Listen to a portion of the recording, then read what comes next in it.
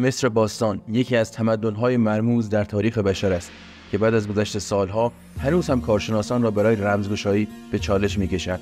آثار به جا مانده در این تمدن کهن حکایت از وجود زیرساخت‌ها و تکنولوژی‌هایی دارد که تصور وجود آنها در زمانهای دور در ذهن هیچ کس نمی‌گنجد و مدام این سوال را در ذهن مطرح می‌کند که چگونه ممکن است چنین آثار پیچیده‌ای در زمانی به وجود آمده باشد که خبری از تکنولوژی نبوده و امروزه حتی با وجود فناوری‌های جدید هیچ کس موفق به خلق نمونه‌ای از آنها نشده است.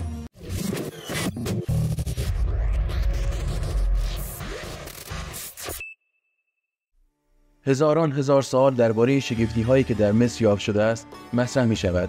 بعضی از آنها به پاسخ رسیدند و بعضی هنوز ناشناخته هستند.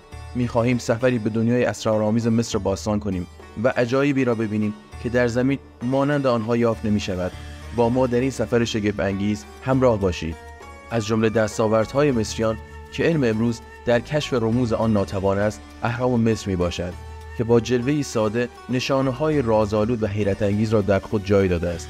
این مکان به حدی عجیب و غریب به نظر میرسد که برخی کارشناسان مصر باستان را یک منبع بالقوه برای زندگی فرازمینی‌ها تلقی می‌کنند و معتقدند تنها این باور است که روش‌های پیشرفته مصریان را توضیح می‌دهد.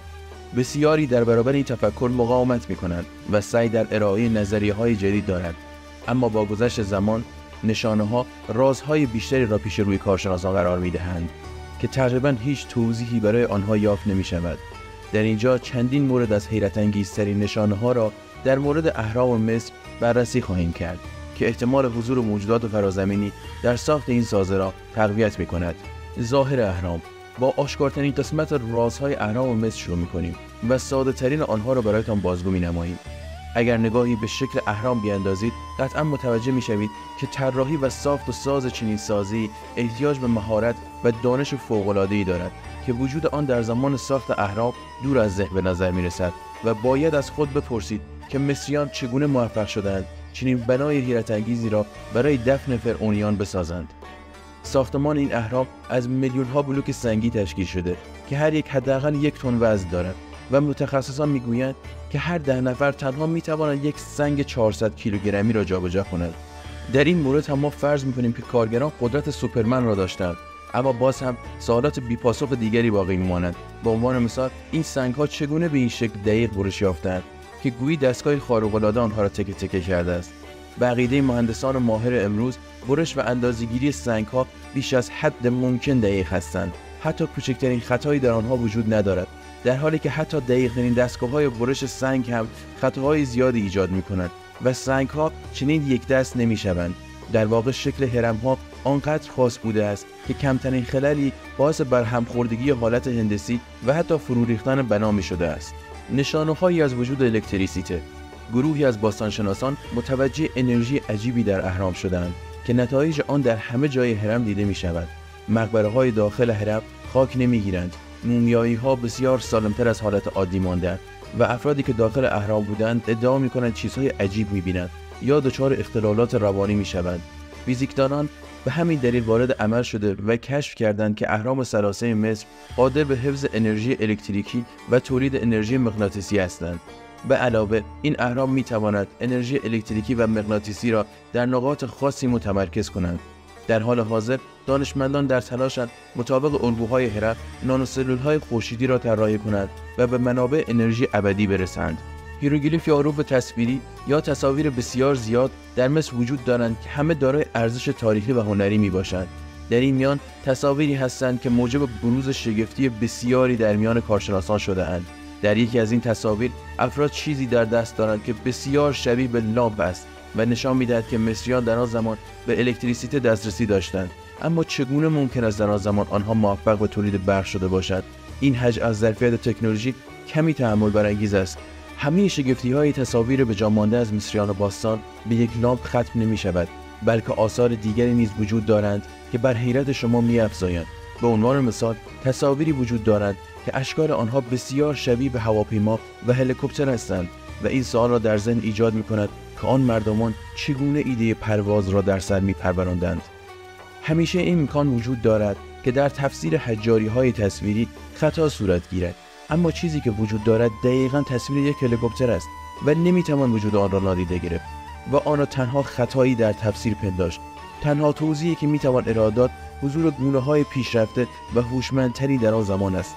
دانشمندان در طی سالهای اخیر آزمایش‌هایی بر روی میدان‌های الکتریکی، مغناطیسی و حرارتی درون اهرام انجام داده‌اند. از نظر هندسی ما هنوز نتوانستیم تمام قسمت‌های هرم‌های سه‌گانه مصر را کشف کنیم و دالان‌ها و تونل‌های بسیاری وجود دارد که حتی با تخریب جزئی بعضی دیوارها باز هم نتوانستیم به آنها دست یابیم.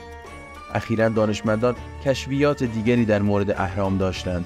آنها با کمک اشعه قوی ایکس توانستند یک اتاق مخفی را کشف کنند. این اتاق برای چه کاری بوده است؟ هیچ کس حداقل تا الان نمی‌داند.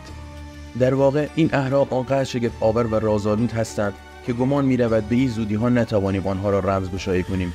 نظریه‌های توطئه‌آمیزی می‌گوید که دانشمندان تمام آنچه زیر این سازه‌های غول‌پیکر هست را مخفی می‌کنند. در تعداد زیادی از متن‌های قدیمی به چیزهایی که زیر شهر هاوارد در 55 مایلی جنوب کاریو است اشاره شده است، ولی هیچ کدام از دانشمندان اشاره‌ای به آنها نمی‌کنند و آنها را مخفی نگه می‌دارند. فاسد نشدن مواد غذایی در اهرام یکی از آزمایش‌هایی که در هرم خوفو انجام شد، آزمایش مواد غذایی بود و نتیجه این بود که انرژی داخل اهرام برای مدت 10 روز می‌تواند شیر را سالم نگه دارد و نان در آن کپک نمی‌زند و دانشمندان دارند علت این مسئله را در میدان مغناطیسی اهرام جستجو می‌کنند. تیز شدن تیغ در اهرام مصر. در مقبره‌های موجود در اهرام شمشیرهایی یافت شد که نه تنها زنگ نزده بودند بلکه تیزتر از حالت معمول بودند. این کشف دانشمندان را به فکر فرو برد و آزمایش‌هایی طراحی شد. یکی از این موارد با امکانات نه چندان زیاد قابل انجام است. اگر یک هرم که با نسبت تجانسی کوچکتر از اهرام مصر است را بسازید و در فاصله 1/3 ارتفاع هرم از رأس هرم تیغ کند شده‌ای را بگذارید، پس از چند روز مثل روز اول تیز است. دقت داشته باشید، هرم باید درست نسبت ابعادی اهرام مصر را داشته باشد و تیغ در همان نقطه گذاشته شود. به راستی چگونه بشریت در آن زمان قدرت ساخت همچین سازی جادویی را داشته است؟ آیا به نظر شما فرازمینی‌ها به آنها کمک نکردند؟ جانمایی شگفت انگیز اهرام. نکته بسیار قابل توجهی که وجود دارد، تطابق کامل محل 3 اهرام با صورت فلکی شکارچی است که شامل 3 ستاره پرنور می باشد. حتی اندازه اهرام نیز با ستاره ها تطابق دارد. هرم بلندتر در راستای ستاره پرنورتر قرار گرفته و در حالی که نور ستارگان همراستا با اهرام کوچکتر کم نورتر هستند. اهرام دقیقاً همراستا با قطب مغناطیسی شمالی قرار گرفتند. چطور می شود همه اینها را از روی اتفاق و حدس و گمان بدانیم؟ این موقعیت اهرام حکایت از دانش گسترده در علوم هندسه و نجوم دارد و این سوال را در ذهن به وجود می آورد که مصریان باستان چگونه به این علوم آگاهی داشتند. نشانه‌های فراوانی در مورد اثبات فرازمینی‌ها در زمان مصر باستان وجود دارد، ولی افرادی سعی در مخفی کردن این نشانه‌ها دارند. برای مثال می‌توان به این موارد اشاره کرد. در سال 1933 شخصی به نام آلبرتو تالی، مدیر سابق بخش مصری موزه واتیکان، پاپیروسی را کشف کرد که بر روی آن نقش‌هایی از وجود اشیای پرنده ناشناخته یا همان یوفوها دیده می‌شد. این نقش‌ها دایره‌های آتشینی بودند که هرچه به سمت چپ کاغذ نزدیکتر می‌شدند، تعداد آنها بیشتر می‌شد. این پاپیروس به پاپیروس تالی مشهور شد. پس از درگذشت وی همه اموالش به برادرش رسید، اما هیچ کس دیگر موفق نشد آن پاپیروس را بیابد و به همین سادگی مهمترین مدرکی که حضور بیگانگان فرازمینی را در مصر باستان ثابت می‌کرد از بین رفت. و یا مصنوعات باستانی عجیب سر ویلیام پتری.